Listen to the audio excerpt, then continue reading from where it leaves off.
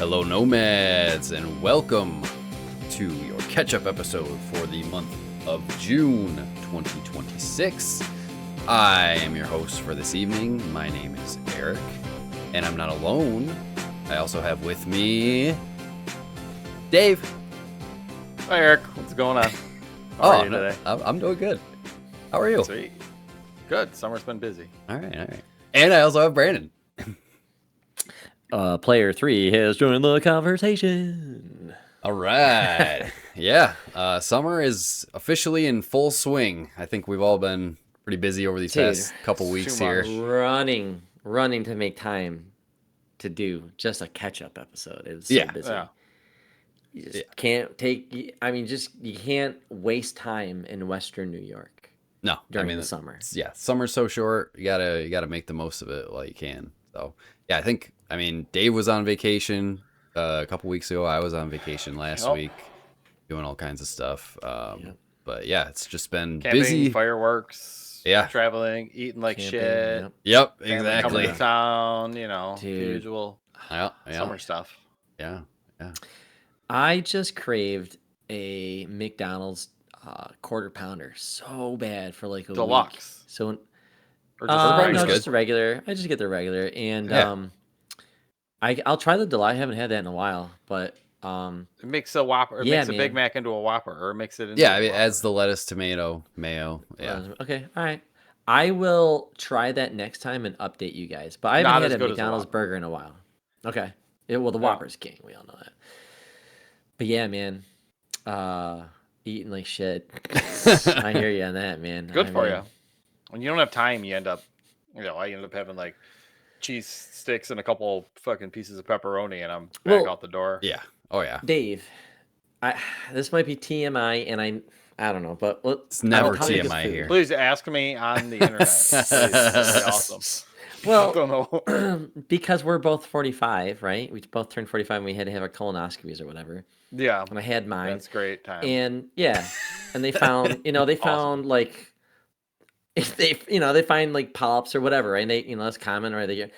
And I'm like not freaking out, but I'm just like, okay, I see my mortality. And you also saw the inside. My body's not perfect. And right. But I'm just thinking, like, I do got to start thinking about these things and really eating healthier. And even though I just had McDonald's, I'm thinking about giving up, like, cold cuts completely. Like, I've just been eating, like, a lot of cold cut turkey. I've been really leaning on that. Yeah, and it's fairly healthy compared to, like, eating salami. And yeah. But now I feel like that stuff is loaded with nitrates and causes cancer. And it's just like...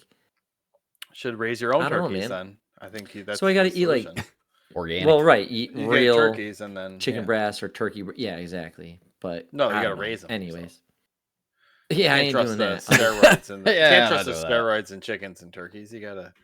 All our food's fucked with, so whatever. But it's just because you're zipping around as parents and you don't have much time, so you just make things that are so quick and easy. Oh yeah. And I thought, okay, well, a turkey sandwich should be harmless, but here we are. Lunches during the week, like I'm busy working and I don't feel like fucking going to make this elaborate lunch. So yeah, I'll do the same thing a lot of times. Just grab whatever's in the fridge. Yeah, like you said, cheese stick, ham, whatever of fucking and it's soup, canned soup, granola bars, frozen meal. Bars. Yeah, exactly. Yep. Yeah, not the healthiest, but it's convenient. I'm still got a gut, like It's not like I'm eating like candy and shit. Well, I do eat. No, don't say you don't eat candy. I still haven't gotten to D-Van's, what do they call it? Pretzel salad. I was really tempted to hunt pretzel down salad. I I posted that in the Discord. I'd never heard of it either. I'm a big fan of our food channel in our Discord. I think that is a very, very underrated it's fun channel. For sure. Some good shit going on in there. Yeah. If somebody wants to join that, both of you jumped on that transition. What's the call to action? Loose football down on the field, and we're just. I'm glad both of you asked. You can go great analogy. to the nomadsfantasy.com/Discord. Hop in there, join the conversation, post what you're eating and cooking and all that fun stuff. Believe it or not, we talk about other things than movies and video games, but Yeah, I feel like the food one is probably one of the more like the popular. shit I just talked about. One of the more popular ones. Everybody got to eat. Everybody eats. Or like posting Everybody the weird shit you see out there. They're always coming out. I just saw the other day it's like Pringles hot dog buns or something like that. I forgot what exactly it was. I didn't. Oh, you put the hot dog buns in the Pringles can so they don't get smushed? Yeah, but I think they were Pringles flavored or something. I think yes.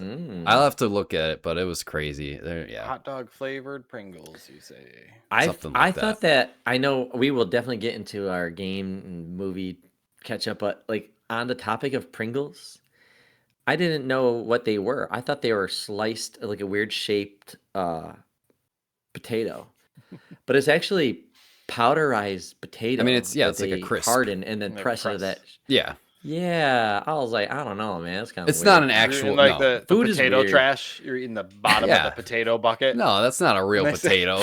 I mean, hot dogs are lips and assholes, and potatoes are just like swept up shit potatoes from the floor. They just grind that shit all up and put it in a bucket and grind it up. Form it into that shape. But the genius move was putting in the tennis ball container. You're like, hey, that's a pretty good snack.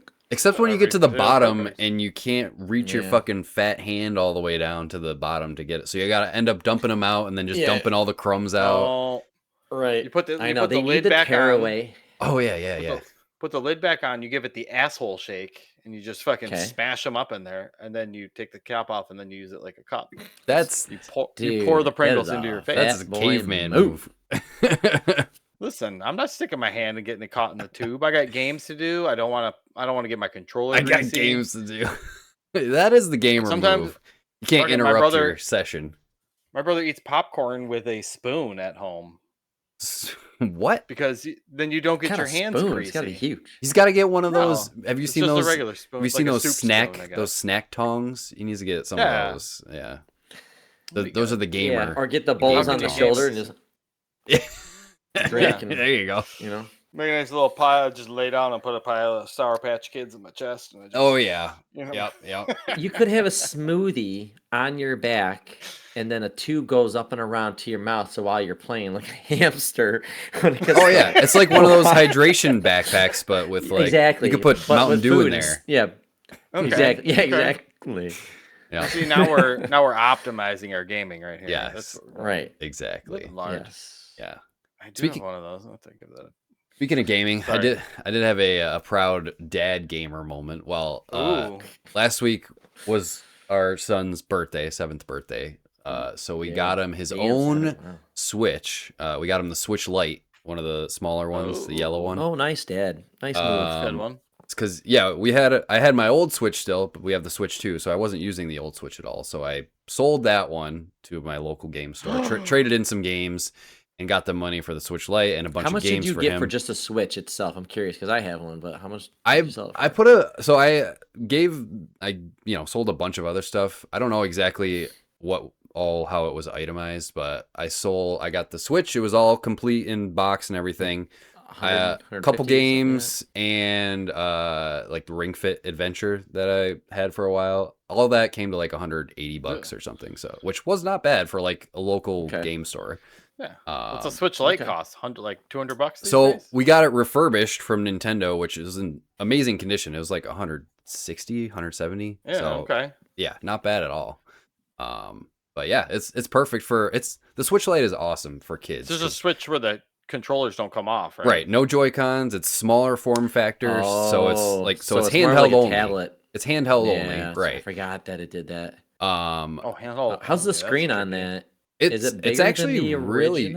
It's not bigger. It's small. The whole form factor is smaller. It's basically made for kids. Okay. You know. But it's more durable because the Joy-Cons don't come off. I think you could connect it to a TV with some like third-party accessories, but it's meant for like handheld. But no, he loves it. He's been playing the hell out of it. We got him the Kirby and the Forgotten Lands game. We got him a bunch of other games. Get him that's a good birthday right there. Oh yeah. I forgot what else we got him. But I set him up with like all the cartridges I have because he plays like Super Mario Maker 2 all the time. Game Builder Garage he's really into too. Yeah. So But yeah, he's a happy camper. So yeah, nice. I like that you have this little ecosystem that you're building with your son with the games, because like eventually he's gonna have games, you're gonna have games, and right. you're just gonna want to share. Eric's gonna die and then pass these games on to his kids. Yeah, eventually to his kids, you can pass these. Yeah, leave these in my will. Yeah, right. Yeah, yeah. Give these to my son. No, but like Dave and I have talked about this, where you like a game, your kid likes that game, but your kid has tons of free time, so they'll crush that game and unlock stuff for you. Like if I ever want to play Rocket League or Fortnite or whatever game that we play together, you gotta get them into a service game. Right? Yes, yeah, and I'm like, this is nice. Go grind for me, kid. Working exactly. Hey, I really like this game. You like it too? Okay, cool. Go ahead. Yeah, the only weird thing is with the Switch is like, so I have the Nintendo Online family account or whatever. Yeah. So I have to like log into my account on his Switch to basically re-download everything. But he has like his own separate profile, for all of his games, all of his saved games. So it's weird because I have to keep my account linked to his Switch so we can download all that stuff and also access, like, if he wants to play the like Nintendo classics, Switch Online stuff, like the Game Boy stuff or the NES or SNES, N64, all that stuff. He has to use like my account. So it's like, it's kind of weird with that stuff, but it works well enough. And like, it is nice now because Nintendo with the Switch 2 release, they introduced like the idea of the virtual game cards. So, so you can basically swap games between Switches. So the only thing is, like, I mean, it's fine for like me and him because we're not playing the same games at the same time. So like, if he wants, how big are the games anyways? Really, how long does that possibly take? Yeah, I mean, with basically with the virtual game cards, it's basically like you're giving the cartridge to somebody else, but it's still downloaded on your system. You just can't play it if it's loaded onto another system. So if you want to play it on if like I wanted to play Kirby on my Switch 2, I would have to go and load the virtual game card onto the Switch 2, and he couldn't play it on his system. So that's a little quirky, but like it works well enough for how the shared accounts work. But it's been really fun seeing him get into all these games and stuff, because he, before that we used to just play games kind of together, but now he has his own dedicated device that he can mess around with and play with. So it's so really cool. If your son got his own Switch, and he's playing his games, what have you been working on? Ooh, good transition. In terms of since we're talking about games, the game that I have really been into over the past month is not a new game. It's a game that we've already talked about 2 other times on Catch-Up episode before, but a game that we've all been getting into at different times, and that is Star Wars Outlaws. I know I brought this up to you guys a little bit before. Brandon, you were the first one to play it, and then Dave got into it, and now I'm into it. Okay. It's like I bought it on sale, I want to say like a year ago or so. Yeah, were you playing on there? PlayStation 5.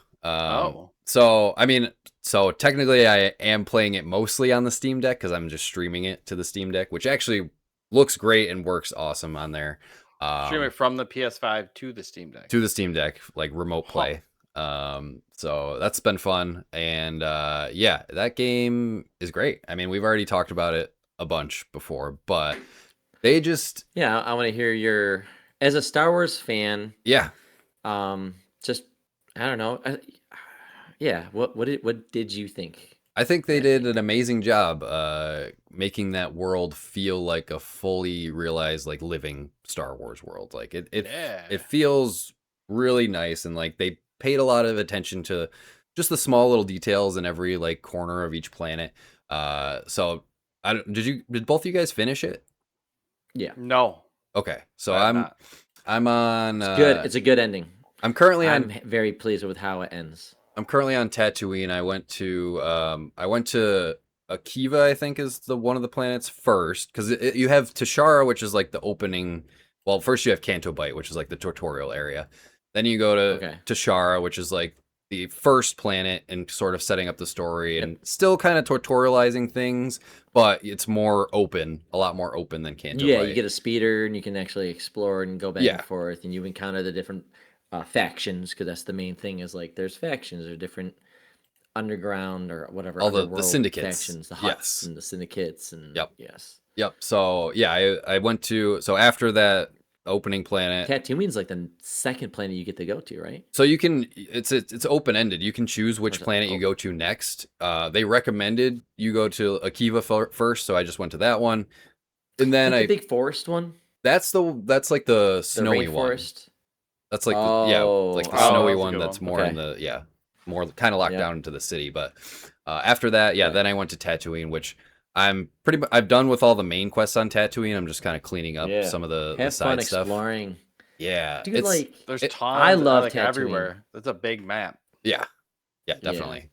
Because you got the sand dune, and if you go out there, you'll see the Jawas out there with their sand crawler. Sand crawler. Yeah, it's so cool, and I love it, so much. I thought if you are a true Star Wars fan and you just like the world of Star Wars, I think you would really like that game. But I felt the magic really hit when I was on Tatooine, because it just felt like this feels like the set. This feels like what it would probably be like to explore. It's so fun exploring every nook and cranny, because I will say, like, I've been in the mood for a kind of an open world third person action game, and like this game is awesome. It's not like super deep. It's pretty streamlined in terms of like the combat and the exploration and the stuff you find and repetitive the upgrades. Yes, but you do the same thing for the most part. But it's worth exploring, because like you'll get upgrades for your blaster or like your ship or your speeder. You'll find upgrade parts or a pet alien thing. Which Nyx is great. He super useful, distracting enemies, sabotaging alarms and stuff. That's really cool mechanic. But yeah, it's worth exploring every nook and cranny, mostly for just seeing like the areas that they crafted, and like I just did a mission last night where you go out into the Dune Sea into like a Sarlacc pit and look for a Sarlacc tooth to bring to the Jawas. It's just so that was a fun cool. But like I said, it's not like super deep in terms of mechanics, but like they have the syndicates. No, but Ubisoft is flexing, I think, with this one. I think people instantly hate on Star Wars and instantly hate on Ubisoft. I think they kind of start there and then they look and see if it's really good or whatever. Ubisoft? And I think this, and they get hit. Whatever. I say Ubisoft. Did you say Ubi? Yeah, Ubi. Ubi. I don't know, Ubi. Yeah, but well, it is ubiquitous software, so Ubisoft. Is it really? Is that what it stands ubiquitous software. Yeah. That's way less cool. Yeah. But what I like is I like their games.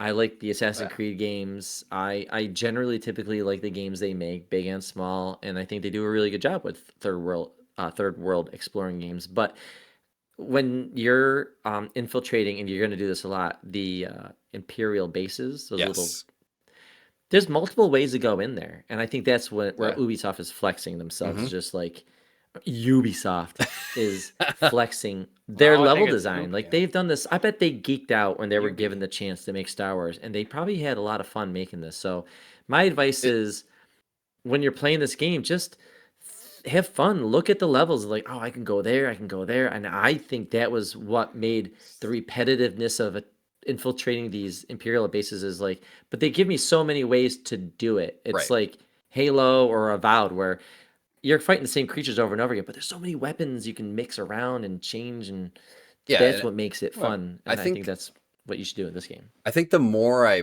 have been playing it, the more I like it. I think in the beginning, it's very limited in terms of like your abilities and your blaster, because like you start with just your standard blaster, and you can like pick up weapons in the world and sort of put them on your belt, but they're kind of like one use weapons or whatever.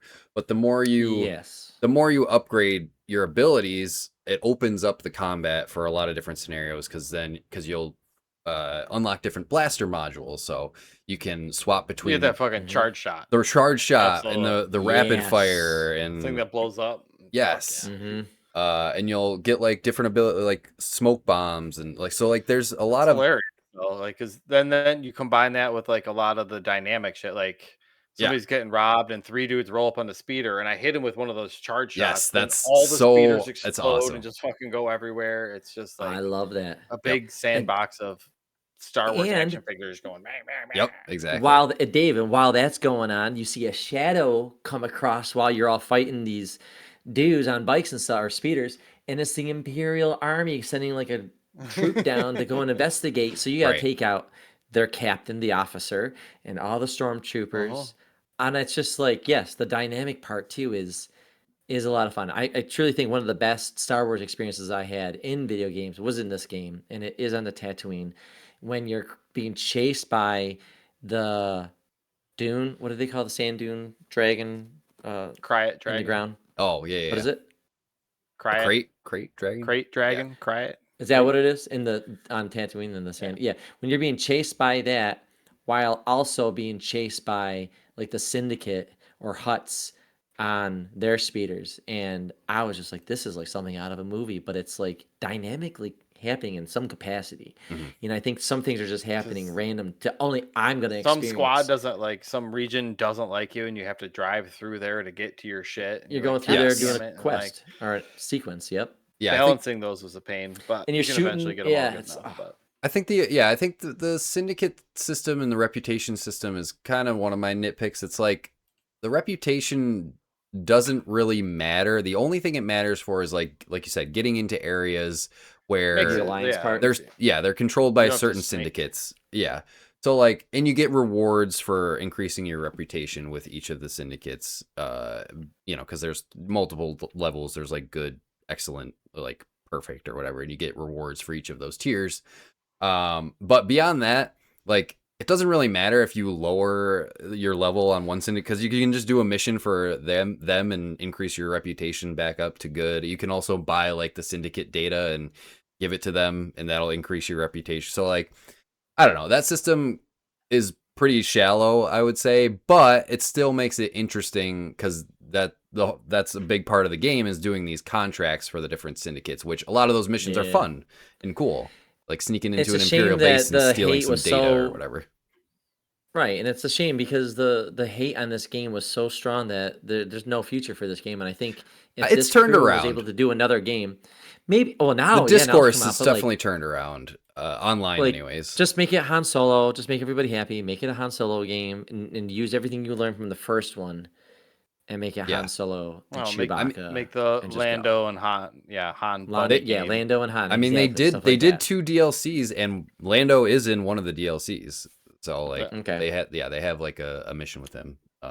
So I'm interested to see. Hopefully that they'll do I don't know if they'll do a follow up to it, just because I don't know how well it actually sold and kind of the backlash. But I'm glad that they stuck with it, because they put out a lot of updates for it to fix some of the, broken AI and stuff. And now I'm playing it now, post release, like 3 years, and I'm like, it's a solid game. It's great, yeah. Like easy 8 out of 10. 8 out of 10, I would say. I had no qualms with it, and the story gets much better at the end too. It's genuine. It's a good story. I think 8 out of 10 is perfect score, because it's like, it's not doing anything super genre defining or groundbreaking, but the world that they've crafted, yes, it's very true. The Star Wars, you can tell Star Wars fans worked on this game, because there's a lot of references. Like, just like there's last night I found a broken down pod racer in the Dune Sea, and I'm like, that's cool.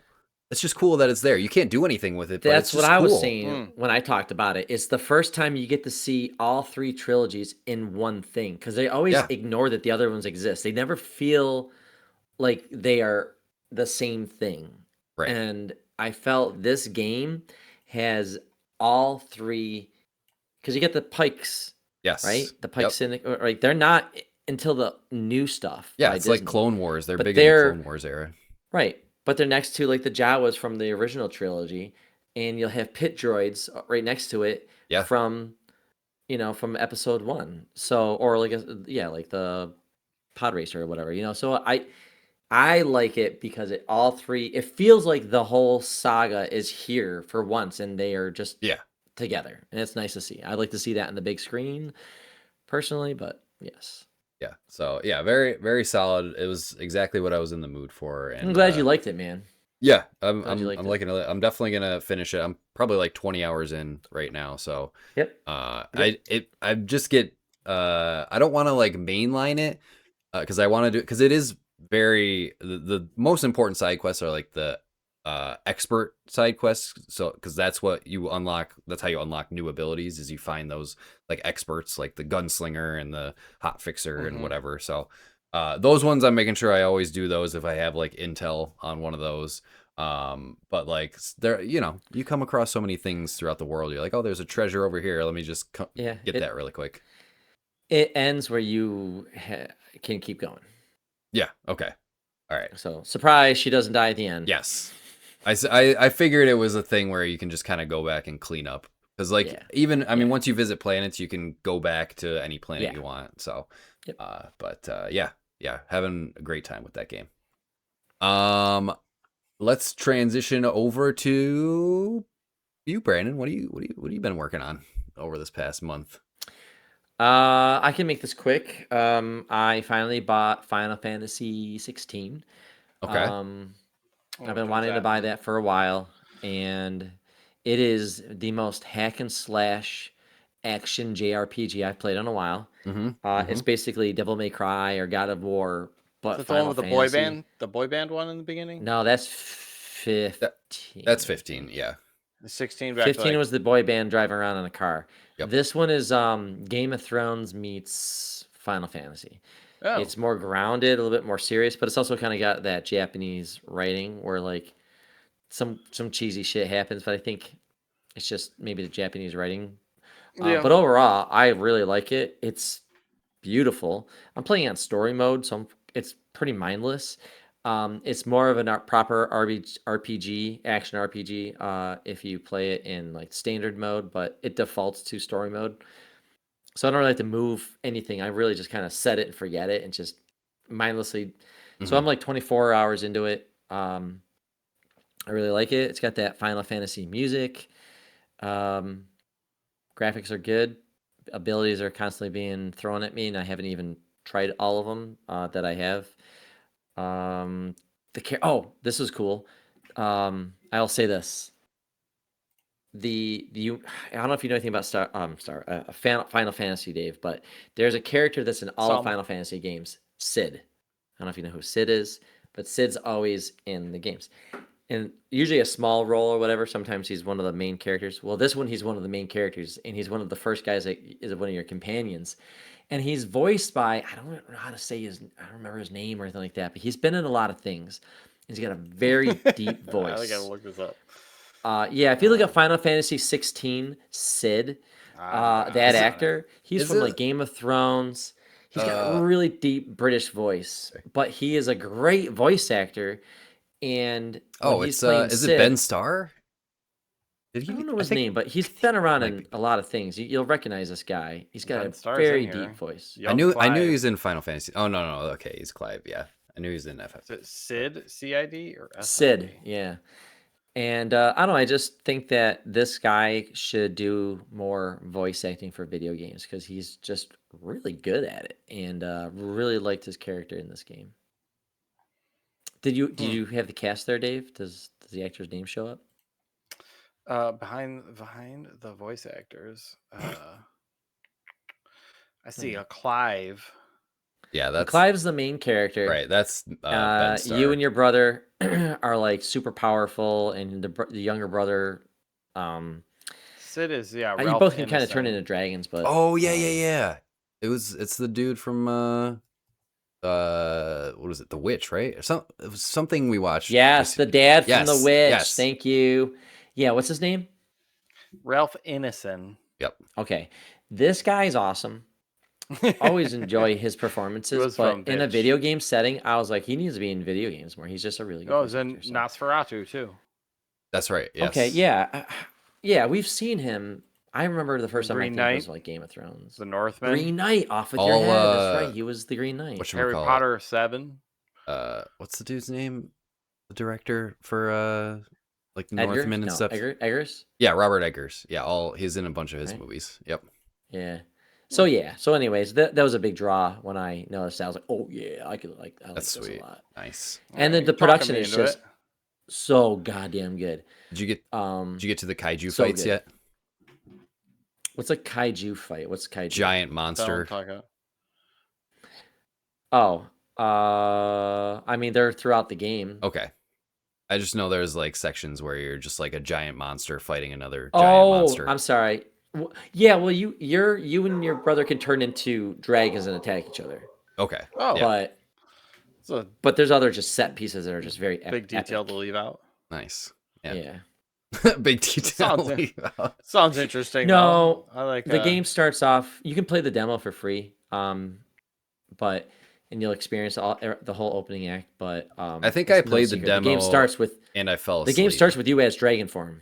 Yeah, you're just dragon form, and it's just two dragons going at it, and it's kind of like two Balrogs going at it or something like that for 10 minutes. And it's a very epic game. Sounds hot. Sweet. I would say if you want to check out a Final Fantasy game, 16 might be one just because it's hack and slash. Yeah. You played FF7 remake, right, Brandon? Or at least some of it. Loved it. I'm thinking Game Pass is gonna add it because they've been adding the first Final Fantasy games 1, 2, 3, 4, 5, 6, and I feel like 7's coming up, and I feel like a big shadow drop of 7 remake on Game Pass would be awesome. That'd be cool. That's why I bought 16. I played a good chunk of it on my PS4, but then it was part of like the Sony PlayStation subscription thing, and I stopped, so I lost access to it. And I'd rather play it on Xbox anyways because it's my more powerful console, so I'd rather see it the best. And then all the games are coming out anyways, like all 3. So I'm just waiting for a big drop, and I know I'll love that game. Oh yeah. But I was itching, and I was like, all right, 16's right there. I think I got it for like $15 or something like that, and I was like, sweet, this is worth it. All right, Dave, what you got over there? Yeah, what you got? What you been doing? That time of year, I got some gems for you. Dave the Diver.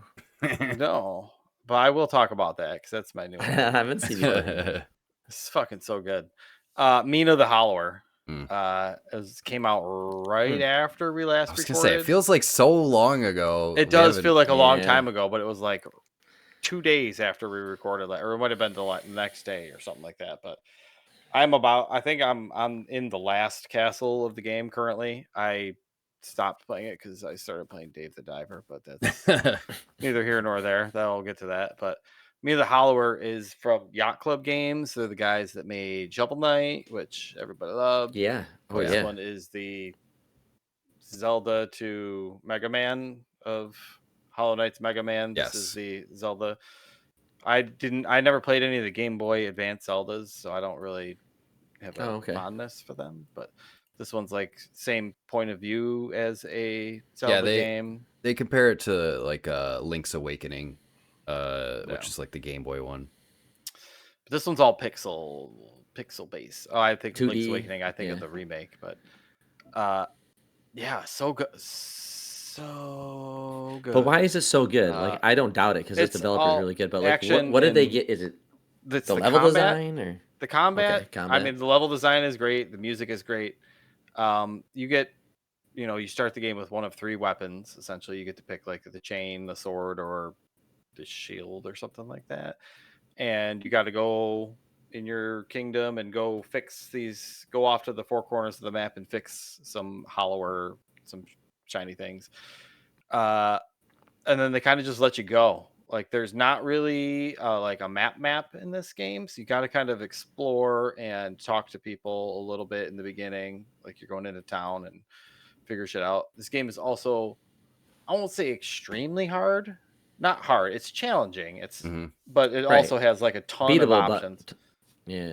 Ton of options though. If you want to like, I've never seen a game with this many like kind of accessibility options where if you're like, I want my potions to heal 75% of my health, you just tick a box, and that's like, or you make bosses a little easier, or make it so you don't. This game has a little bit of souls to it because when you kill enemies, you collect bones, use those bones to upgrade, and they've kind of piecemealed things from a lot of the older NES games that worked super well. So, like one of the main weapons is like a Castlevania whip. And then you're kind of picking up side weapons, and one of them is a Castlevania axe. that you kind of chuck at people. Yeah. But like they took like the leveling out of Adventures of Link, where you're leveling up like your defense, magic, and like side weapons, and it's like almost screen for screen what like some of the old Adventures of Link's upgrade stuff was.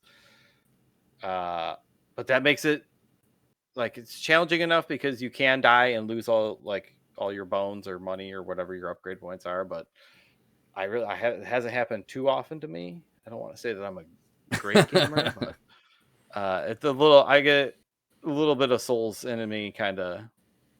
I never got too into Souls. I was an Elden Ring Get schlub good, for a little bro. bit. Yeah, I never got that good.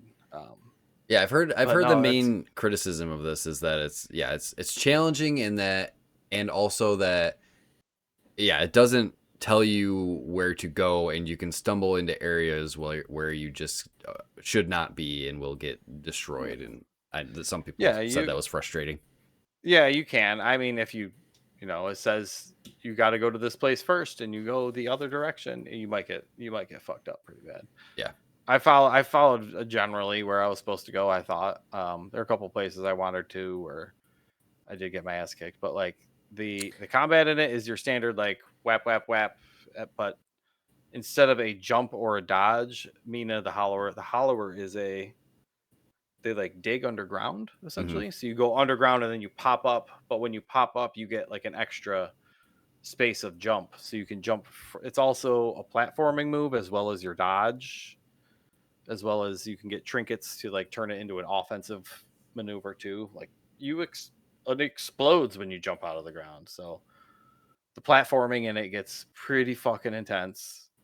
The combat in it is pretty intense at all times because the whole Souls like part of it. So yeah, I'm almost done with this one. It's got some beautiful 8-bit graphics. This is a small. I don't know how small this team is actually, but Yacht Club Games, they haven't put out anything in a while. So,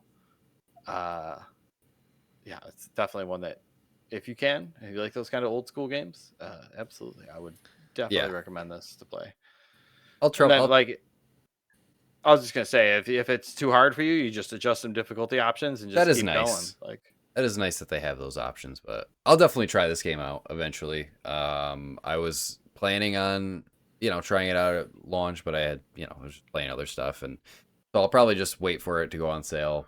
And it's sort of intimidating because it's like it's not a super short game, right? Like it's I've heard it not like terribly long. Okay, I would say it's probably like 12. I don't know. I'd have to go look. Now I don't even know. I don't want to say how long it is. Let me look up how long to beat. Okay, because it's always tough diving into especially an indie game like this where I'm expecting it to be shorter, but then it turns out to be like 25 hours. I'm thinking of like Shovel Knight or something, or not Shovel Knight. Hollow Knight. No, I know you're talking. Yeah, Hollow Knight. Yeah, Hollow Knight. I was gonna say Hollow Knight. Those games, so like they're good, but like there's no way it's hard, and like knowing that it's like 25, 30, 40 hours long, I'm like, just don't want to commit the time to it. Main story at 19 hours. Okay. So it's main with all the extras at 24. Yeah. So it's about the 20-hour range. Yeah. For a little, I think it's only $20 or $30 too. How much is I think Steam here? I think it was like $20 an hour. Yeah, $20 is an awesome price. Like, that is an amazing deal for how good this game is. Yeah. I will still wait for it to sounds be on like sale for like $10. This sounds like a I don't know. For some reason it gives me like a cozy like fall wintertime vibe where I'm like I could nestle in with this one and play it while it's cold outside. Yeah. Get used to the systems, remember where everything is, remember what you're doing, because if you just jump back into this, that's what I've heard too. You don't want to get lost. Like if you take a break from it for a while, it's hard to come back to a bit. Eric, what was the game that you beat that was kind of like this? It's an indie game a few years ago, and you unlock the map and instructions as you play it. Tunic. Oh, yes. Tunic, yeah. Tunic was another. I go back and finish that one. That one was good. Yeah. Yeah, Tunic was awesome. Long, exploring, tough game, but it does kind of remind me of that game. Yeah. Especially things that are like in the environment that you don't see, and then all of a sudden, like you get a tool that like, oh, I can. Oh, no, I can travel here. So, right. Fun times. All Sweet. right. All right. I got a movie to talk about. Okay. We went to the movies and saw Toy Story 5. You see this? Oh, yeah. Have you guys? We've been going through all these old ones in my house recently. Have you guys seen? Either of you seen it yet? No, not yet. I won't spoil anything, but did you cry? No, I did not cry.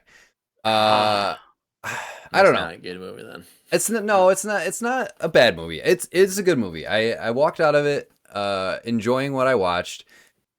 I haven't really thought that much about it since I've seen it. But I do like a lot of things that they did in the movie. Like it is, I mean, I don't think it really spoils anything, but they focus on Jessie. Like it's basically her story. It's a lot of her like backstory, and she's basically the main character of this movie. So it's a cool, interesting shift.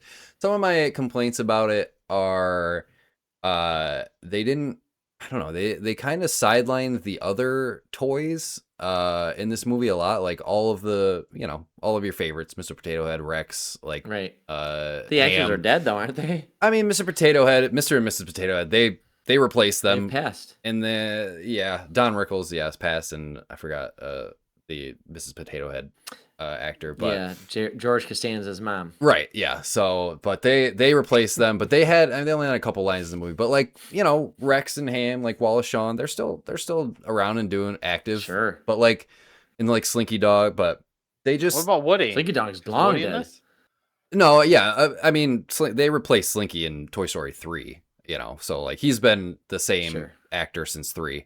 But anyways, main point is they sidelined a lot of those characters. So really the only characters in here are Jessie, Woody, Buzz, and then like some of the new characters, which is fine. Okay. I liked the new characters, like the lily pad, whatever. Again, you've seen it in the trailers, like the tablet that Bonnie gets. I have not seen any trailers. You haven't seen any trailers? Either, Okay, I just know there's a tablet. That's I don't want to spoil anything. I won't really. Well, I won't go into Woody it. In it? He left him at the amusement park. I mean, again, that's kind of spoiler territory, but it's in the trailer because he's bald or he's got a shiny head. He comes back. Like he basically comes back to help out Jessie. So I'll just say that they forced me to watch the goddamn trailer when I went and watched Mando and Grogu at the movie theater, and I had to watch 10 trailers that gave away 10 movies. I'm like, okay, great. I don't put your fingers in your ear and go la la la la la la la. I know. Close your eyes the whole time. I think this is. I guess I'll go. It's just a trailer. I think this is one of those I will like. I have to see trailers before movies. Once it comes to Disney Plus, like we'll just have it on in the house, and I'll like it more the more that I watch it. The same thing kind of happened with Toy Story 4. Like the first time I watched it, I'm like, okay, yeah, that was good. But then the more I watched it, the more I'm like, okay, I'm really starting to like this movie a lot more. Like fucking 3, my kid had on the other day, and I'm like, this is the saddest movie I've ever seen. Oh my god, amazing. 3, 3 is. I was gonna say, Eric, could you rank now that you've seen all 5? Could you rank them in the order? Yeah. Toy Story 5 is so fresh that it's hard to rank it, but in terms of rank it against it. In terms of just like best, like the ones that you liked, and like which ones you think are the better movies? It's so hard because I have such nostalgia for 1 and 2, but I think 3 is probably the best movie, like the best story, the best movie.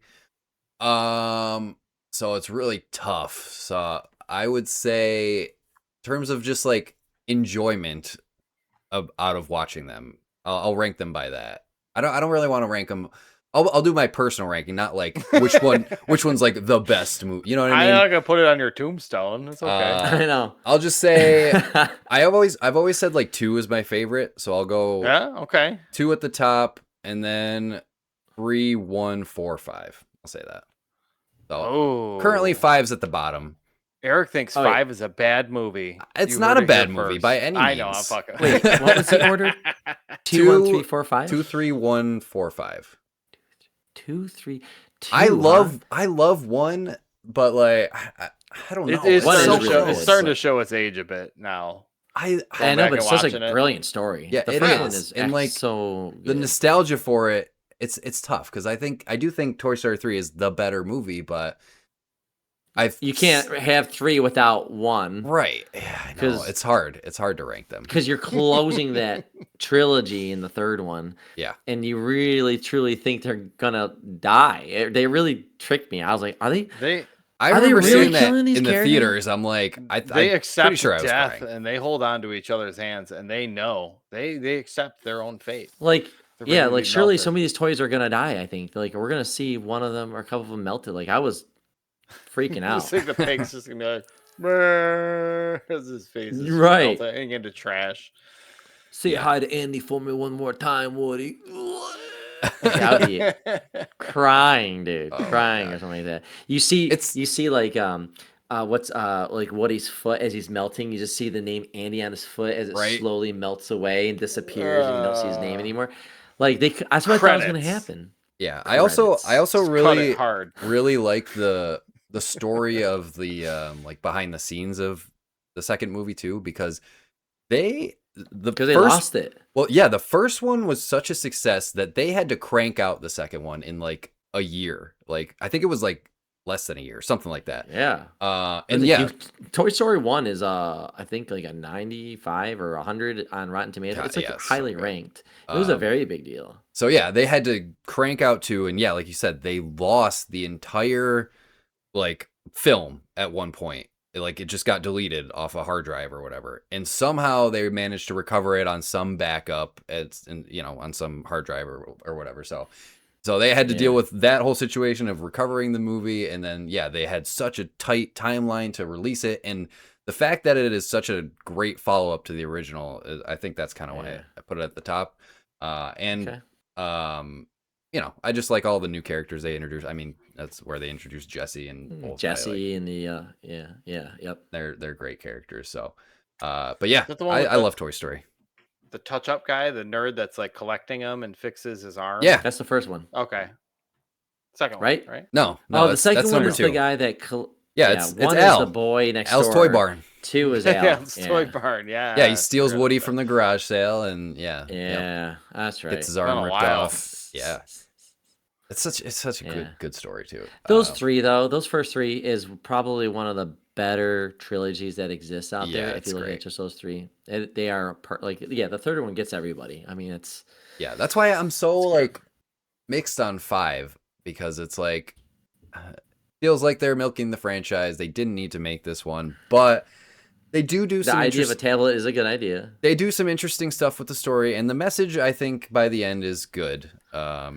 In terms of like, I mean, I think you could kind of guess what the message is by the end, mixing like, technology and toys, that kind of thing. Yeah. I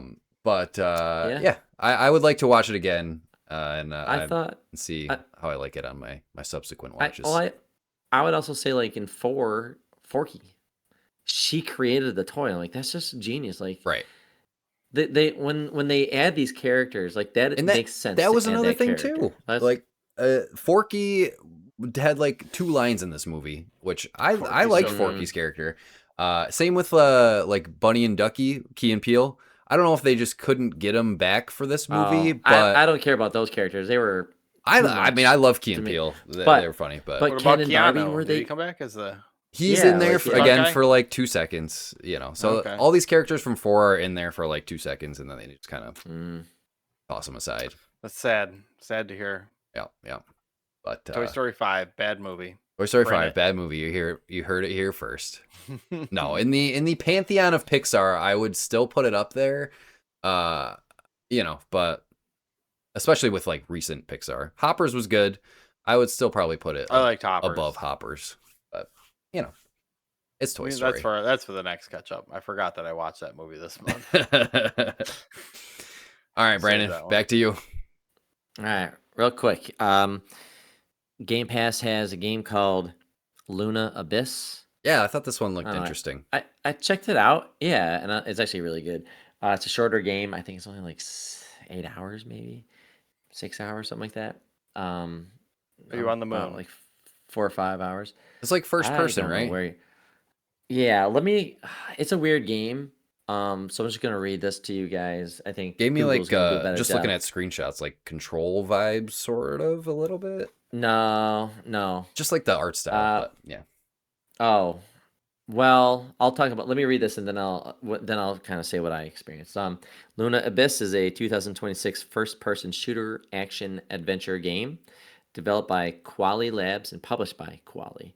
So it's cool when you see an independent company do something like that, where they produce it and publish it. Players take on the role of a prisoner exploring a derelict megastructure on the moon, Luna, to recover lost technology. Blending fast-paced combat, bullet hell elements, and fluid parkour platforming in surreal sci-fi setting. Reviews praise its engaging gameplay, atmosphere, and unique blend of genres. Though some note minor issues with combat readability. Basically, when you play maybe Geometry Wars, right? Where you go into a room or you're on a screen or whatever, and then you got to look at the pattern, and then as they spray the bullets in a certain order, there might be an opening, and that's where you run through. So I think that says bullet hell stuff or combat hell or whatever. Yeah. Yep. And then you'll have certain weapons that take out the shield, and then you switch to the other weapon, and then you use the gun to actually take it out, and you got to dodge, you got to dash. So it's like a first-person hide behind pillars. Returnal kind of thing, because Returnal did that same sort of thing with like the bullet hell. Yep. In a 3D you environment. Got it. Yeah, exactly. So looks pretty creepy. But it looks like Doom.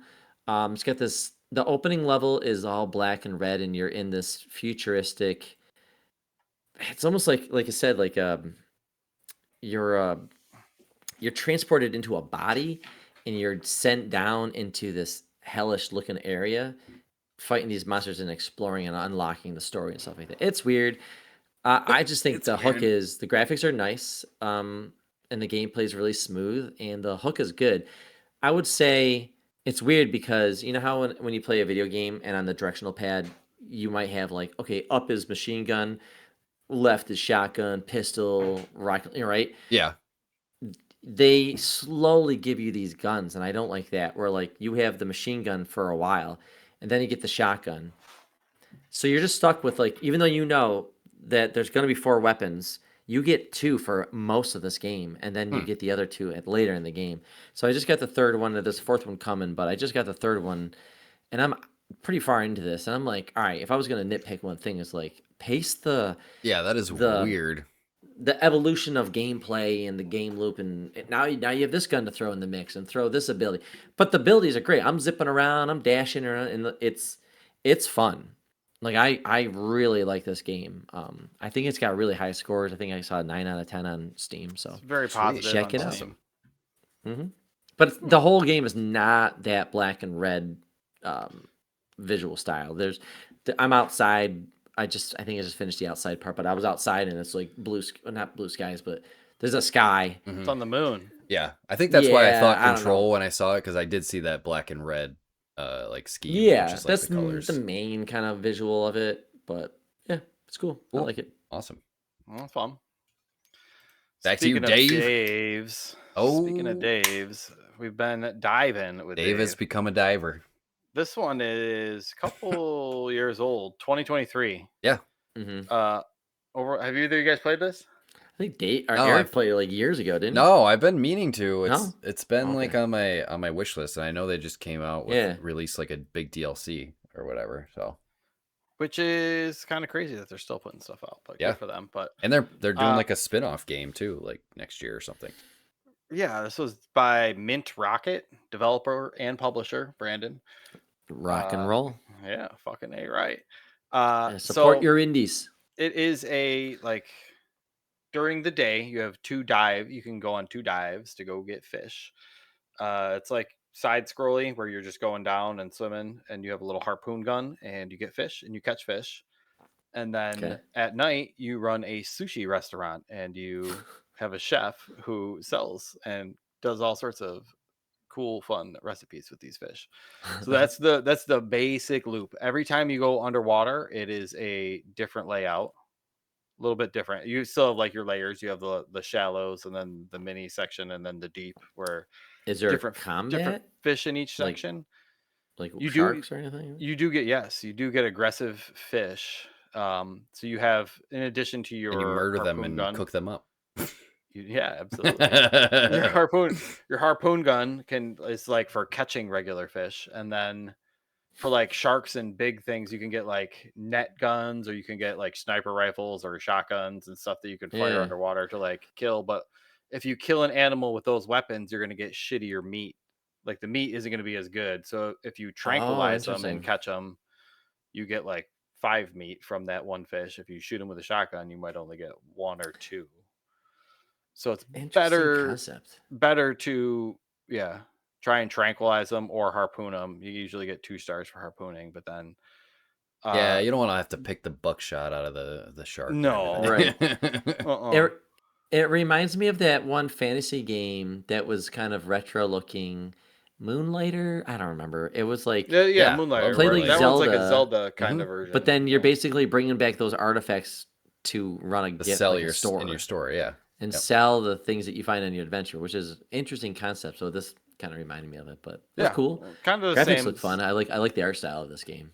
Yeah, it's super smooth. There's no voice acting in it, but there's a ton of like custom little like cut scenes and intermissions and story. Just like every single time you're going down, you're getting hit with different missions from people to find stuff, and there's all sorts of mini games kind of tucked inside of it here and there, whether it's like pouring a beer in the restaurant, or you end up having to like help cut sushi, or all sorts of stuff. Why do you like it so much, Dave? Because you've been playing it a lot. I keep catching you on Xbox, and like that's what you're playing, and I'm like, wow, he's playing that of all the games. Took over Mina the Hollower on me.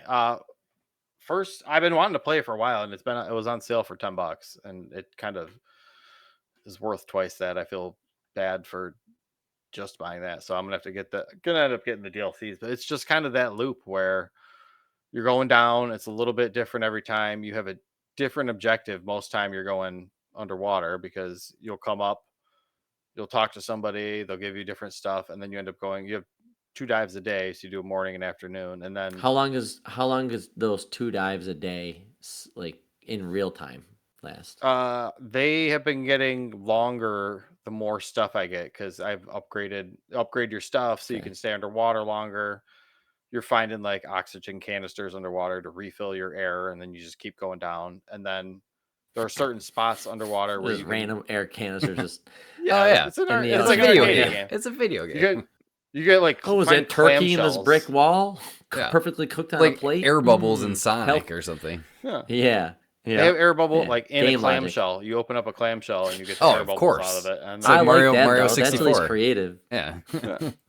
Whatever you got to do. Eventually you start to go for night dives, and night dives are when all the fucking nasty fish are out, and you will get fucked up if you go underwater at night. Like you get swarmed by like 15 to 20 piranhas, and if you don't have like the net gun to kind of grab them all at the same time. Are you getting better rewards? I was gonna say, is it a risk reward type situation if you go out at night? Yeah, or if you need to get a certain fish for a recipe for a certain customer, that kind of stuff. I've just unlocked people in the restaurants as you have like a wait staff now. I have another like additional sous chefs to so I can pump out the meals faster.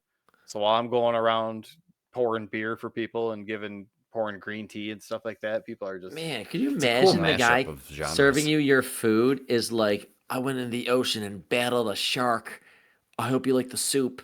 Right, you're gonna have a big pulled this out of the ocean for you, like, and then you're ordering it like, I want electric eel next time I'm here. All right, guess I'm gonna have to go in the ocean and get electric eel for this guy.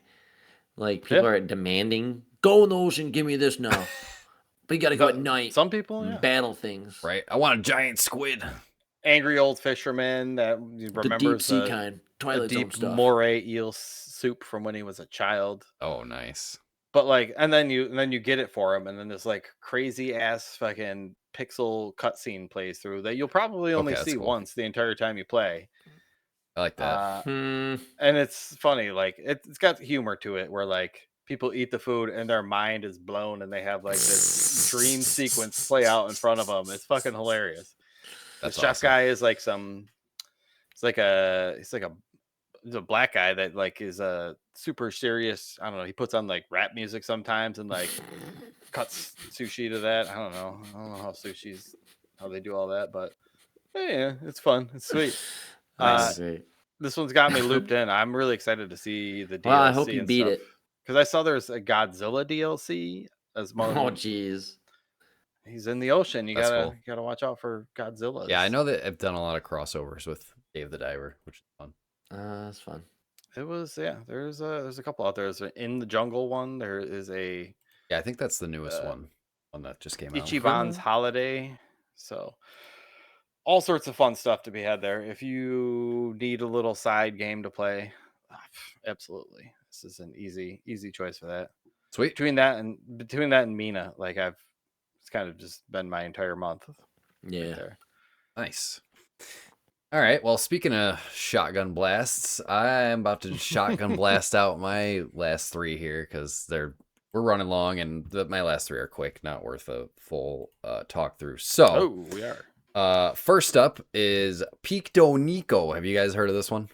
Oh, I love this game. Do you have it? Pictonico? No, Pictonico. It's a new Pictonico. It's a new mobile game developed by Nintendo, actually. Oh wow! Do not have this. So, basically, it's free to start, essentially, like shareware type deal, and then you can like try out a demo and then pay. I think it was like $15 for the 2 game packs or whatever. But basically the idea is, what you guys know what this, Eric? You guys know what am I looking at? Do you guys know what WarioWare is? Oh yeah. Yeah. It's WarioWare, except you use your own pictures from your phone. So it basically will superimpose, like, you can feed it whatever pictures you want. You can give it to access to certain albums, or just give it access to all your photos in your phone, whatever you want to do. There's a whole like privacy thing, like they're not sharing your photos, blah blah blah. So you can choose what photos you want to give it access to, and then mostly it will basically load in all your photos, and then when you start playing these games, it will take the faces from those pictures and put them in the mini games. So these are WarioWare style mini games. Very clever. So it works perfectly on your phone. So you're picking nose hairs out of, your son's nose, or you're rolling, your wife down a hill or whatever, dumb stuff like that. But yeah, it's super fun. It's definitely worth the little kick you get out of it. And I was showing it to William too, and he was loving it and getting a kick out of it. Like, it's super fun. Is this free? So it's free to start, and then so you can play like the first couple levels just to try it out, and then it's like, I think it's like $7 for 1 game pack and like $8 for the second game pack or whatever. So, which gives you a bunch of mini games, and then like it's like a whole, there's like 20 different levels to beat, and you can unlock stuff. But so yeah, it's that type of free to start type thing, and then if you want to play more, you can just pay for those 2 game packs. But yeah, it's really fun. I mean, it's worth the money for me, just for the fun that I get out of it, and that it's a good poop game too. Like, just throw it on, play a couple mini games, and see what dumb things show up. And it's really fun too, because you can save after you go through all the mini games, you can save like a little GIF of whatever dumb thing that pops up, and then just like show everybody. Exciting. I like that. Clever. But yeah, it's fun. And yeah, it was cool that it was just random. It's just like random shadow drop from Nintendo, like a mobile game. So that was pretty cool. Next one is Dungeon Clawler. I don't know if you guys have heard of this one, but this one just came out on Apple Arcade. I've been wanting to play this one for a while, but it's basically a dungeon crawler. It's a roguelike turn-based, my jam. But it's the gimmick here is it's a claw machine. So basically, to do your attacks and defenses or whatever, you have you're basically picking things out of a claw machine. So There might be like shields and swords, and like you unlock a bunch of other items you can throw into the machine to give you different power-ups and different effects on the things that are in the machine. But basically, it's turn-based, so for each turn you get 2 drops of the claw, and then whatever you pick up, you might pick up like 3 swords that do 5 damage each, so you do 15 damage, or you might pick up a couple swords and a shield that gives you like 5 block to block against the next attack. So yeah, this looks fun. Yeah, it's cool. I beat a run, my first run, and you unlock, there's like tons of characters to unlock that all have like different abilities and stuff. But yeah, it's really cute. It's really fun. Perfect on mobile. I'm playing this one on mobile, Apple Arcade, but it is on Steam, and I don't know if it's just on Steam or other it's on platforms Google too. Play. Yep. Yeah, I like the genre description. Just what are you playing? Dungeon crawler? Oh, what's that? Oh, it's a rogue-like claw machine deck builder. That's perfect description. Like Eric. That is the perfect description, and yes, that is perfect. That's what I'm looking at, Apple Arcade, which I have and I forget I have and I don't even use, but yeah, build your unique deck. Fight enemies by grabbing weapons and items from a claw machine and find special artifacts to help you on your quest to reclaim something you lost. Aim carefully to claw your way through this dungeon. Yeah, that's...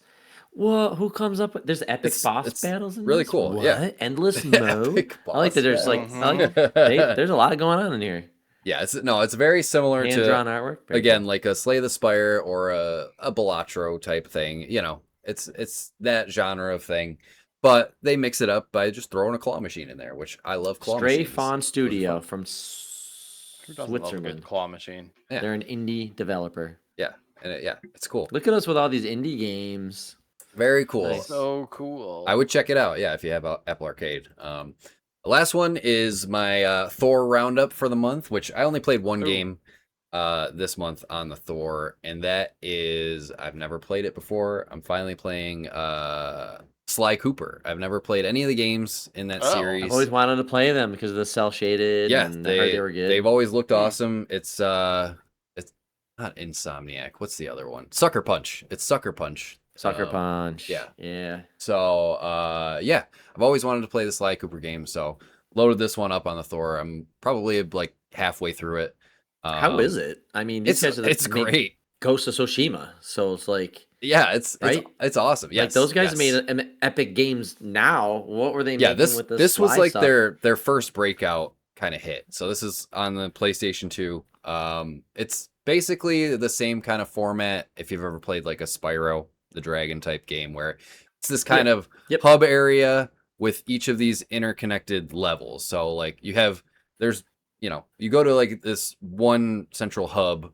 I mean, there's multiple different like areas that you go to, but the basic layout is SpongeBob game. I think did the same thing. Yeah, you're in a hub, and then there's like 4 or 5 different levels connected to the hub that you beat. You collect the keys, and then you progress and you fight a boss in that area. Then you move on to the next area. So that's kind of the way it's structured. But actually, I mean, it feels really good to play. It's super fun. I mean, which one are you playing? Just the first one. PS2. Yes, this is PlayStation 2. Era? What? Ooh. PS2 era. Yes, PS2 era. Yes. Has not been a Sly Cooper game since 2013. Yeah, it's crazy. Damn. Yeah, I know that there's 1, 2, and 3. I forget which one is like. I think it's 2 that people either like really a lot or don't like. It's one of those. I don't know. But could they make like a new one using what they've learned with Ghost of Tsushima and so forth? Like, could they make a really cool? Yeah, I think that would be awesome. Yeah, I would think like like a Mario Odyssey type deal. That type of structured world. It's more open, but they're still like self-contained areas, but they're big open areas. That I think that could work really well for a game like this, because it is. I mean, this is like a 3D action platformer. So you are, there's platforming sections. There's some light combat. It's not anything too crazy, but you're unlocking different abilities, like a roll, or like you can slow down or speed up time, which is kind of cool.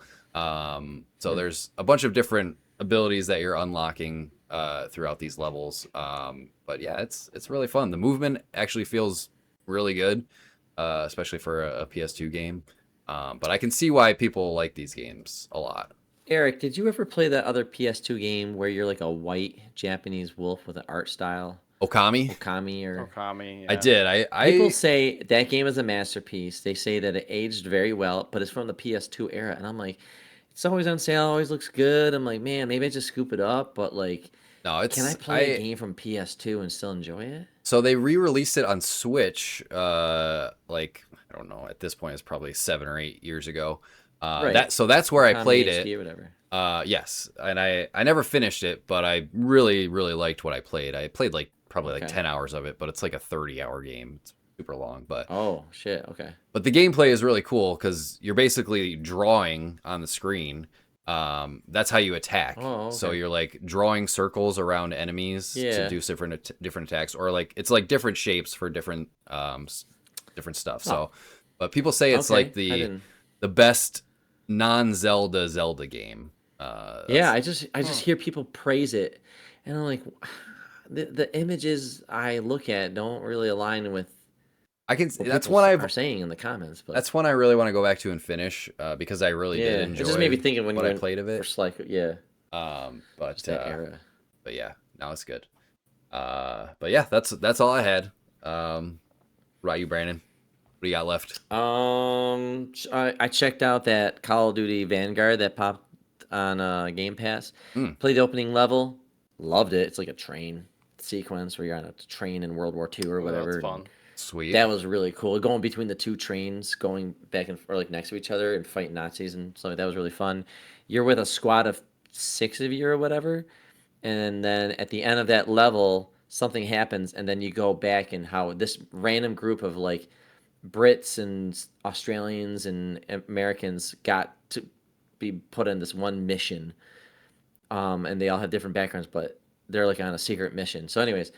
You then go through the campaign of like 6 hours, and you play each of the different characters, like their story, cool. their background, and each one's different from the next. So people seem to hate it on when it came out. I think it was probably had issues, but I liked so far from the campaign. I might check out the multiplayer. I've been playing a lot of Overwatch 2, a lot. It's like in my rotation right now. But I have also watched a few things. So my wife was watching Widow's Bay on Apple TV. It's really good. I was like not watching. She was just watching it. And I'm like, what are you watching? You don't watch horror. She's like, it's horror, but it's also like a comedy. I'm like, okay.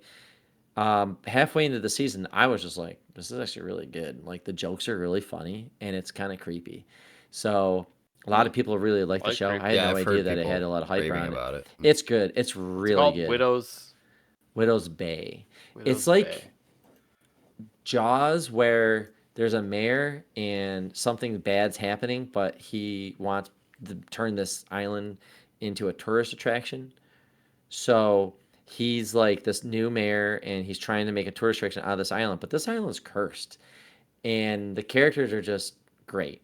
So just go in and enjoy it. I think you could watch this with it's on spouse. Apple TV. Yeah, I have Apple TV. There are so many things so many good shows coming to Apple TV that I need to get to. It's that one came out of nowhere though. It was just like, what? There's no big names really in it, so I was just, this is good.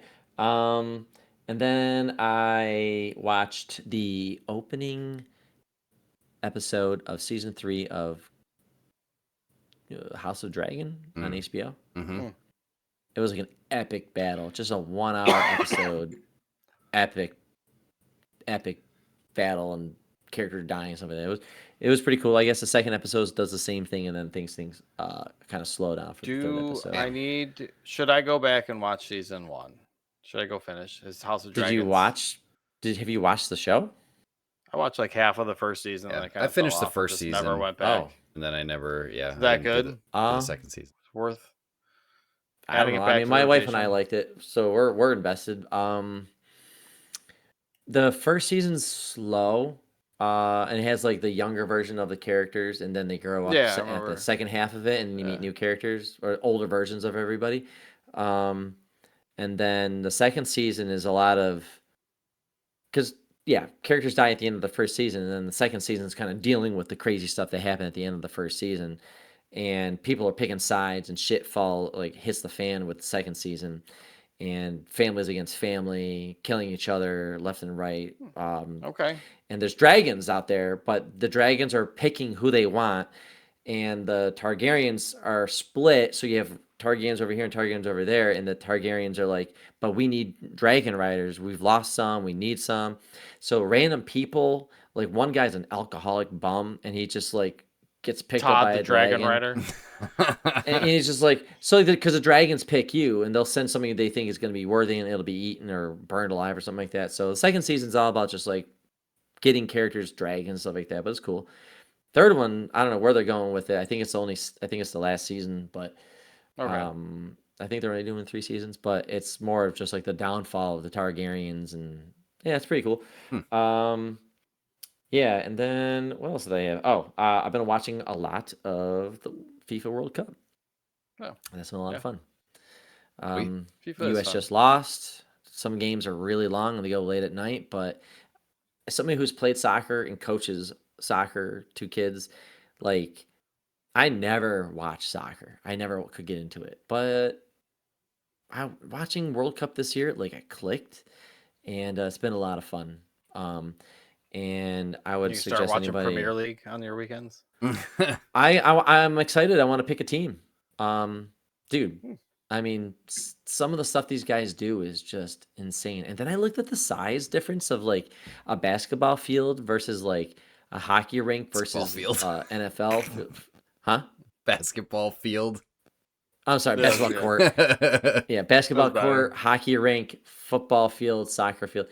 And just like the size difference. And I learned, oh my God, a basketball court fits in basically the goalie box of a premier like soccer field. Like soccer players, it's huge. It's crazy. Not only are they just running around, but they can't use their hands, which is like the thing that makes humans is our ability to use hands and fingers, and they can't use them, and they got to do everything with their feet, and they're going so fast, and I know there's a lot of falling and flopping in soccer. I get why they do it. Because they're trying to draw the penalties, a little acting going on there, but some of them are genuinely hurt. I mean, watch basketball. And I think, yeah. No, I know I can't because of that. Just because I see like football and hockey, I'm like, all right.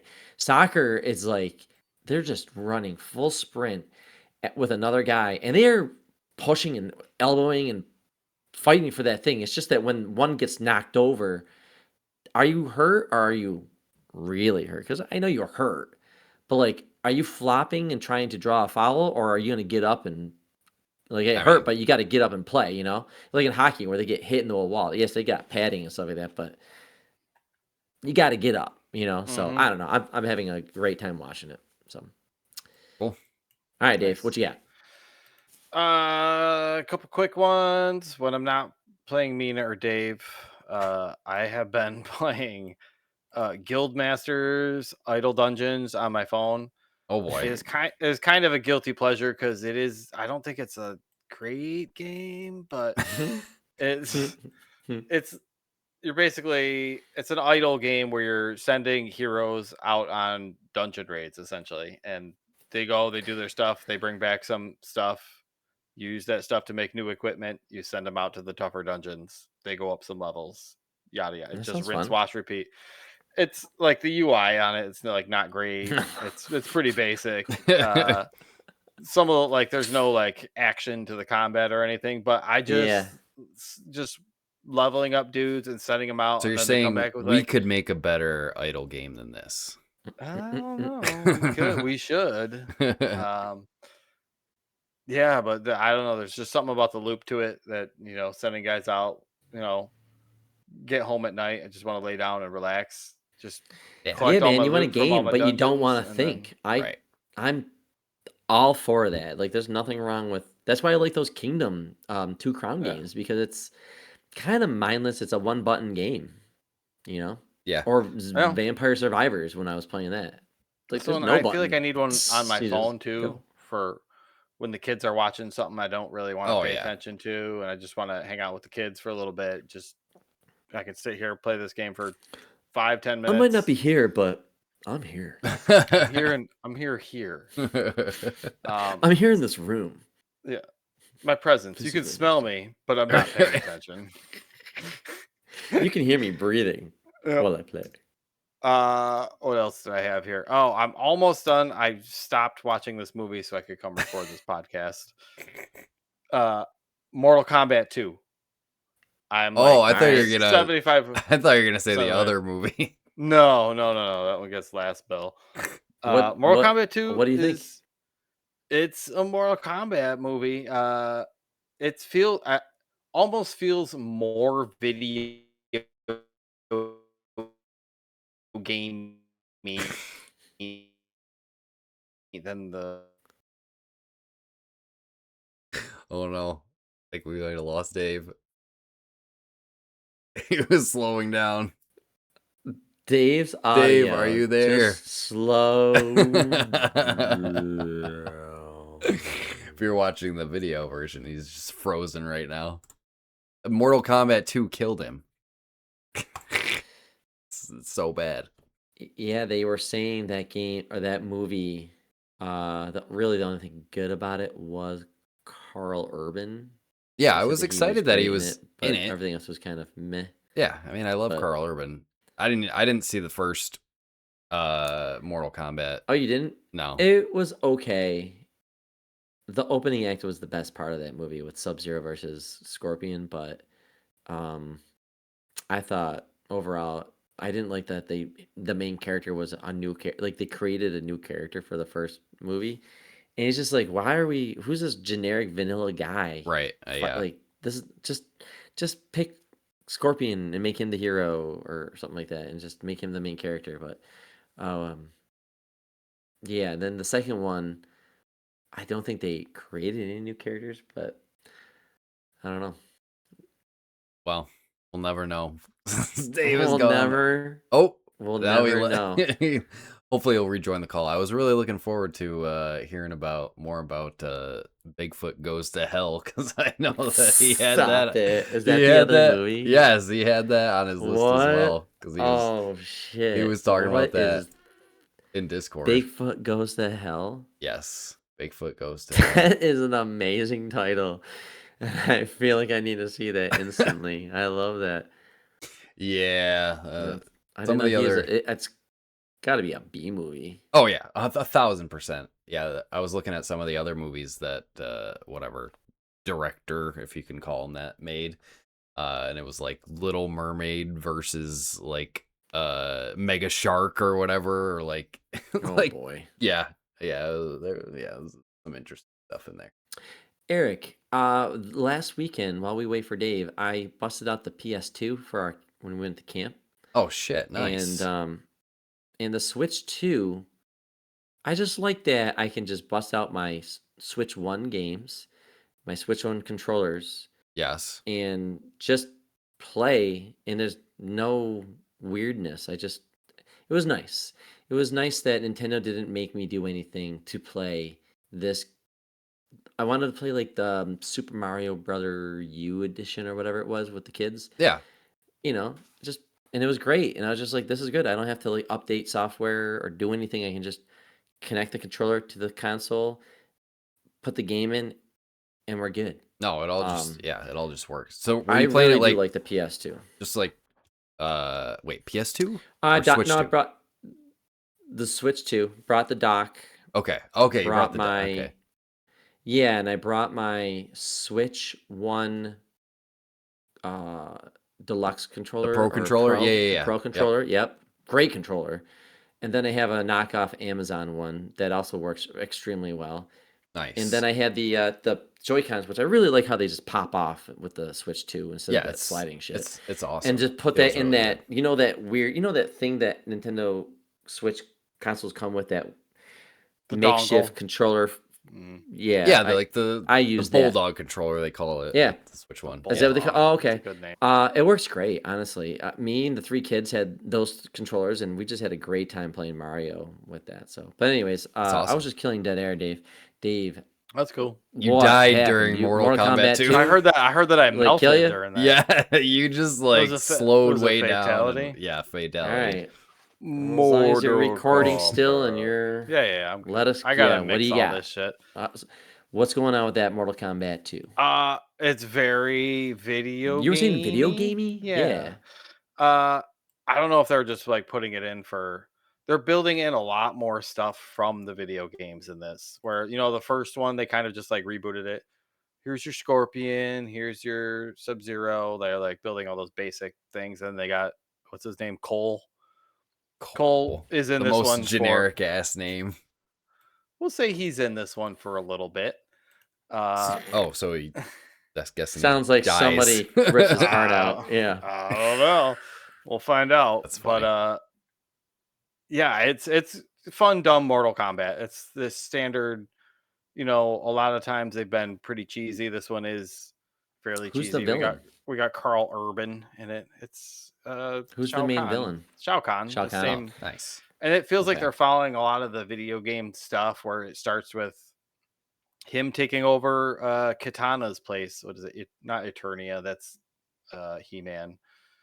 I forget the name of it. Not Erebor. That's Lord of the Rings. Something with an E. I just know the realm stuff. They have like Earth Realm, another realm. Yeah, it's one of those other realms that Katana's from. It starts with Shao fucking up that place, and then we get into the Mortal Kombat. We got Carl Urban as Johnny Cage, and then I think pretty much everybody's casting. back in, but we're bringing in some of the weirdos like fucking Quan Chi and fucking Noob Saibot and like Noob Saibot got in this already. That's funny. Yeah, and I mean it's a lot of like the movie following some of the old game beats and just kind of smashing them all together. So it's, if you like the Mortal Kombat games, it's dumb fun, as probably a Mortal Kombat movie should be. Yeah, but it feels like they're... I thought the first one was taking itself too serious. I didn't really care for the last one, but this one seems to be more like lighthearted. Yeah, and I don't know if they're just baking it, like they're trying more with the CGI. It doesn't always look great, but you know, it is what it is. It's a Mortal Kombat movie. Ed Boon makes a little cameo in there, which that's nice. Cute. Toasty. So I'm guessing you don't need to watch the first movie to enjoy this second movie. I mean, if you know what's going on, if you know about Mortal Kombat, I think you'll be fine. Because I haven't watched the first movie. I haven't actually watched any Mortal Kombat movies. Not even any of the old ones either. Oh, you're not missing much. But the first one's probably watchable. We should watch the first one. But I would say for this last one that came out, not this newest one, but the one before it, what do they call that? Just Mortal Kombat? It was just Mortal Kombat, yeah. I would go on YouTube and watch the opening scene, Scorpion versus Sub-Zero. I think that is legit, like the best part of that movie. It was really good. And then just watch any scenes with Sub-Zero also on YouTube. I thought he was a great... No, just watch a movie. If you're going to watch YouTube. Yeah, at that point. All right, yeah, you can. I mean, you get to learn who this Cole guy is. I probably won't, but yeah. Well, I just think that the only good thing about that movie was the Scorpion character, and fucking Kano in that first movie was fucking hilarious, and he's back. He was okay with more crazy shit. He's one of the doctors on St. Dennis Medical. He's the surgeon, funny. Bruce. That's like the real asshole. And he yucks it up. Eric, have you played any of the newer Mortal Kombat games, like 10, 11, and all that? 12, not 1? Really. I mean, they're good. Yeah, I mean, we played. I think was it 10 that we all played together when we were like rotating. That was fun. Maybe online. Yeah. Yeah, dude. Johnny Cage is great. And I thought Mortal Kombat 1 was excellent. The story was so fun. Since 9, they've all just been amazing. Yeah, those story modes. They're weird, but yeah. The skits between the fights are like when I think of the movies and the games, I mix them up because the games are that good. Like they do keep up with like the storytelling, and somehow it's. Yeah, I wouldn't mind playing those. Good. I just suck at fighting games so much that it's not. Oh no, just play it on easy, man, and just fly through. I'm playing through 11 because I never finished it, and I'm playing that on easy, and I'm just flying through everybody. That's probably the just way think to of go. it as like an interactive movie, and then you get to do the fight real quick, and then there's because I remember playing through Injustice, and I really liked that. Yeah. Same. Justice 2 was excellent. Yeah. Okay. Yeah. Nice. Last one I had. Don't keep us waiting, Dave. Come on. I've been waiting the whole time. This isn't a sizzler. While you were gone, Eric already teased it by the title, and I lost my shit. This one is a shitter. Bigfoot Goes to Hell. You didn't hear about that. You weren't in the Discord when we were talking about this one. No. I don't think. You must have missed this one. It is. Hold on. Let me get the plot synopsis in here. You didn't go to the theater to see this, right? No. And you didn't go to a store and buy it. Does this sound like Tubi or something? Google recommended it, and I clicked on it, and it opened up Tubi. Tubi, I knew it. Which I don't know if last time I opened it up. Same writer and director, BC14 here. Bigfoot, here's the caption here. Bigfoot battles Satan and his demon Baphomet, who seeks cosmic chaos as the lone Sasquatch capable of stopping them. He embarks on an ultimate unholy adventure through time and space. And space? Wow. And space. Well, didn't know this, but Bigfoot is an astronaut in this movie. He also talks with like the most hardcore gangster accent ever. Oh my god. So like, Bigfoot, you can't go around and start doing this. He goes, oh shit, motherfucker, I can do that. And like, I'm like, guys, I feel like seriously. I gotta watch like 5 minutes of this movie just to see it. Literally, the whole movie feels like, I was telling Eric this earlier before we started. It feels like they pre-rendered like they paid somebody on Fiverr like $100 to pre-render like 100 cutscenes, and they're just like, we'll just take them all, no editing, no notes. We'll just take them and we'll just reuse them, and they recycle the same shit over and over. Everybody that's talking has like a face mask on, so you can't see their face, so they don't have to animate any of it. Right.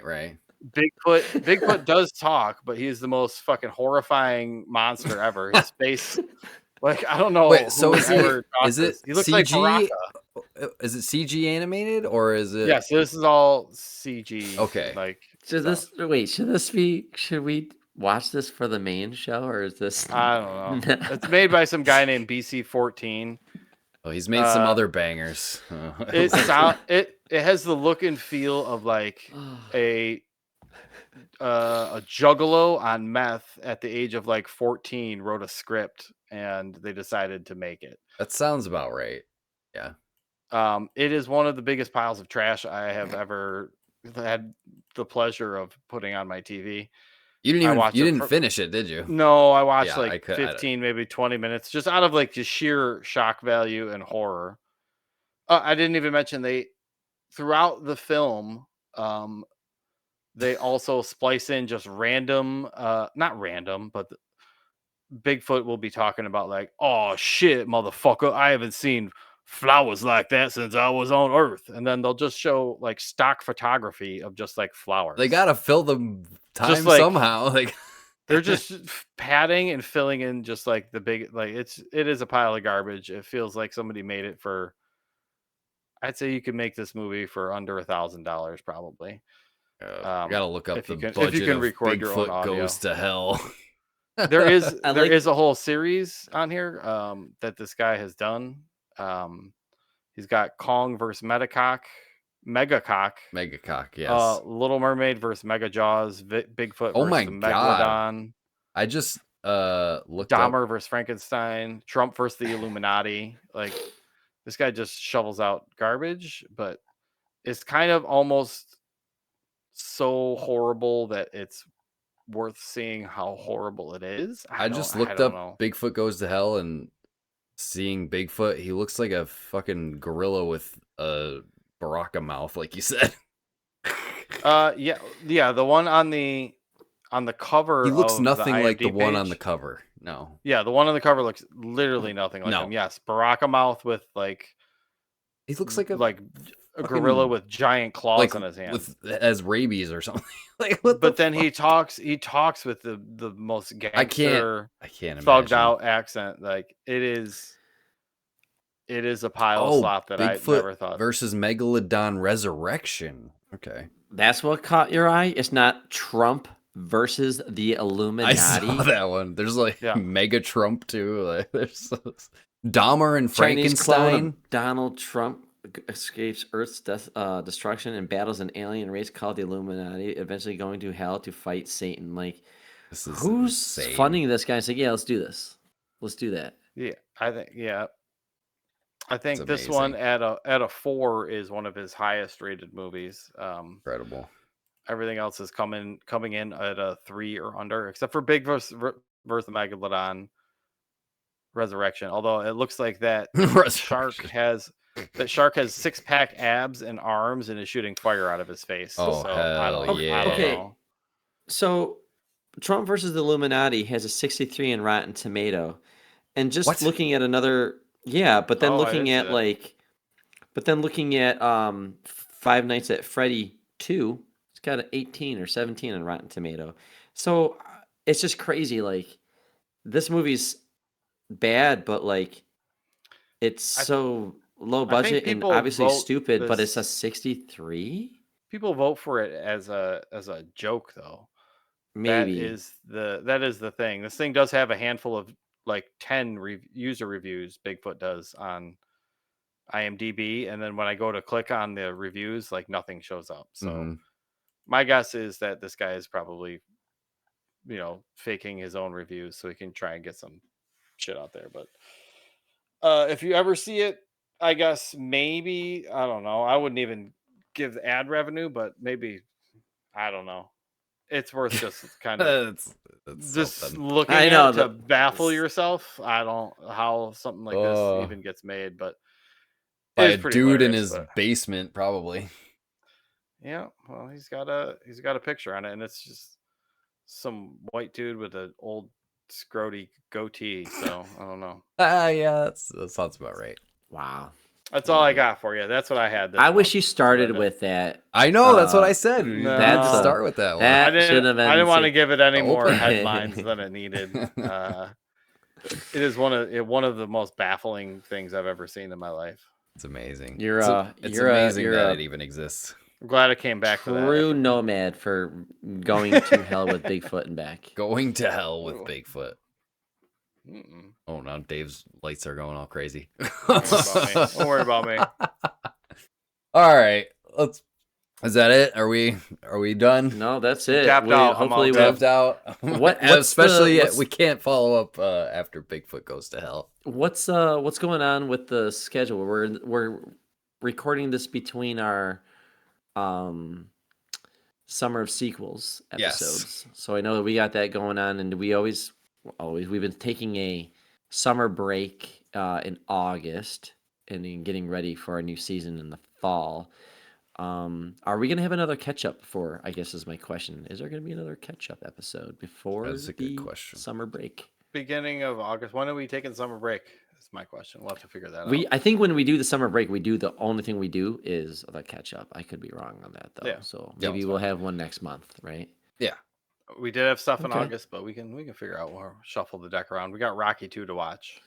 I cannot wait to watch that. I'm pumped. Excited. Yeah. It's true. It's gonna be good. I can't wait. Especially since Brandon has never seen it.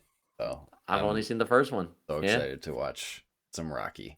But I love Rocky 1. Yeah, it stinks. It stinks. Just yelling about the smell of, like, Rocky is just a fun character. I don't know. I don't know what he's like in the rest of the movies, but I loved him in the first movie. And you're gonna love it. Yeah, it's great. So yeah, we'll be comes a long way. Oh, absolutely. From this downtrodden fucking collecting bookie bets in the first movie to where it goes in the second. Oh yeah, for sure. Shit picks up. So yeah, that's what's on the schedule for the summer of sequels. I got some other stuff lined up. But if you want to make any suggestions for anything else, or you want to talk about Bigfoot Goes to Hell, or please, or post any food, whatever, what have you, talk about games, you can join the Discord, nomadsoffantasy.com/Discord. You can also go to youtube.com/@nomadsoffantasy for the video versions of the show. Just go to the nomadsoffantasy.com for all of your nomad needs, every single one of them, merch, all that stuff. That's all we got for you this month. ketchup. Weird. So yeah, I don't know. I've lost it. I'm still thinking about Bigfoot Goes to Hell. Until next time, as always, safe travels, Nomads.